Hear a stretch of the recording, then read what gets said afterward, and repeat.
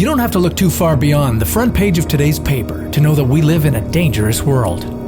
But what is the worst that could happen? What does civilization's biggest threat look like? Would it crush our society? Would it destroy our values? Would there be any survivors? This is What If, and here's what would happen if a nuclear bomb went off in Washington, D.C. As the seat of American government and an emblem of Western democracy, Washington, D.C. is a natural target. With the White House, Congress, and the Supreme Court, a nuclear attack, however unlikely, would deal a crippling blow. Nuclear bombs come in a variety of sizes, the smallest being the Cold War-era Davy Crockett, which uses a 35-kilogram shell that could wipe out anyone in a 150-meter radius. It also lacked an abort feature. The largest nuke is Russia's Tsar Bomba, a behemoth with the power to instantly obliterate all of Paris. But in this scenario, the nuke that descends upon Washington, D.C. has a 10-kiloton yield, slightly less than Hiroshima's Little Boy, the first nuclear bomb ever deployed. A blinding flash of light and a city block instantly vanishes. In fact, any city block within 16 kilometers of the blast site would easily be reduced to rubble. An explosion of this size would propel broken glass as far as 5 kilometers in only 10 seconds.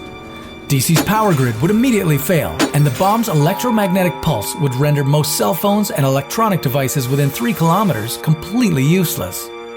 After a nuclear detonation, our human instinct may become our worst enemy. Many people would likely head towards the blast site, hoping to rescue or reunite with loved ones. Others would take to the roads, hoping to escape. But a concrete basement, not a car, is your best chance of survival. Upper atmospheric winds, which move much faster than anything we experience on the Earth's surface, would spread deadly radioactive dust far beyond the blast zone. The nuclear fallout could be traveling as fast as 160 kilometers per hour, if not faster.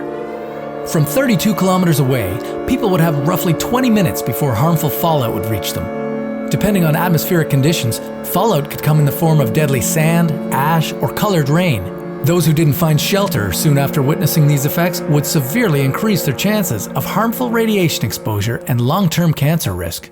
With improved technology over the past few decades, the Integrated Public Alert and Warning System is capable of reaching the majority of those affected in the blast zone through a variety of channels. But evacuation would still be a logistical nightmare. Rescuers would first try to relocate people from the worst quality shelters. The evacuation would need to occur in several phases to avoid crowding, especially since most of the routes would be planned along sheltered passageways, places like subway tunnels and building lobbies. Complicating the challenge would be the fact that most of the first responders would be busy fighting the hundreds of fires that would be raging for several kilometers above the ground. For the first 5 days following the explosion, anyone within a 128-kilometer radius of the blast would need to remain behind adequate shelter to shield themselves from the likelihood of long-term radiation effects. While the agricultural industry in the northeastern United States would be jeopardized for some time, chances are the American economy would rebound quickly. After all, rebuilding the nation's capital will require a lot of manpower and billions of dollars. At the end of the day, a nuclear attack on Washington would be a devastating tragedy. How long do you think it would take the country to recover from such a disaster? Don't forget to give peace a chance. See you next time on What If.